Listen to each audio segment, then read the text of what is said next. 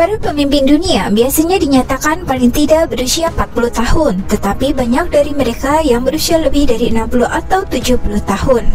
Kepemimpinan dipandang sebagai tanggung jawab yang diberikan kepada individu yang sangat terampil, taktis, dan berpengalaman dalam kondisi normal.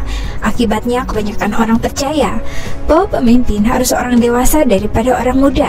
Tapi takdir telah memberi mereka kesempatan untuk menjadi pemimpin sejak usia dini.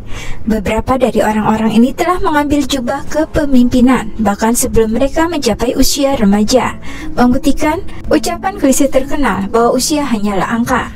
Berikut ini beberapa pemimpin termuda dalam sejarah. Yang pertama adalah Jean-Claude Duvalier. Ia diangkat menjadi presiden Haiti di usia 19 tahun. Baby Doc, demikian julukannya, mengambil alih kekuasaan di Haiti pada 22 April 1971 setelah ayahnya Francois Papa Doc Duvalier meninggal dunia.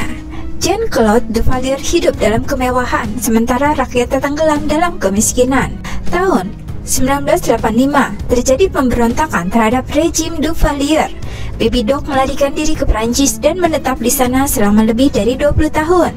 Ia lalu meninggal pada tahun 2014.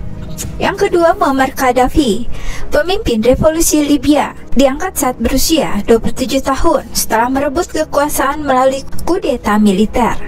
Gaddafi menjadi penguasa de facto Libya dari tahun 1969 hingga meninggal di Sirte tahun 2011. Pada tahun 1951, Gaddafi menghapus konstitusi Libya dan menerapkan undang-undang berdasarkan ideologi politiknya. Ia tercatat sebagai salah satu penguasa terlama dalam sejarah yang bukan anggota keluarga kerajaan. Yang ketiga, Kim Jong-un, pemimpin tertinggi Korea Utara, diangkat di usia 28 tahun. Ia adalah putra ketiga Kim Jong-il dengan salah seorang istrinya, Ko Young-hee. Kim memiliki dua gelar, yaitu di bidang fisika dan sebagai perwira angkatan bersenjata dari Universitas Militer.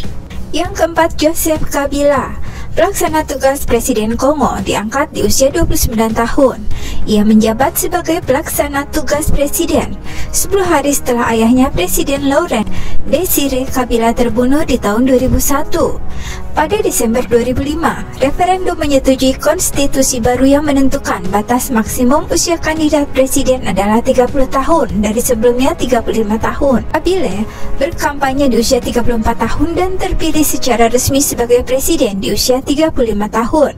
Yang kelima, Milo Đukanović, Perdana Menteri Montenegro, diangkat di usia 29 tahun. Politisi ini berada dalam pemerintahan Montenegro dengan jabatan berbeda-beda.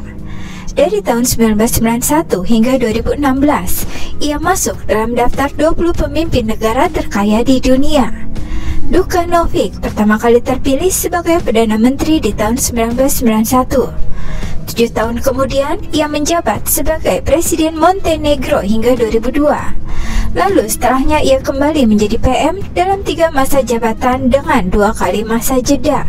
Yang keenam, Jean-Baptiste Bagaza, Presiden Burundi, diangkat di usia 30 tahun. Bagaza adalah presiden kedua Burundi. Ia menggulingkan Michel Micombero lewat aksi kudeta tanpa pertumpahan darah di tahun 1976.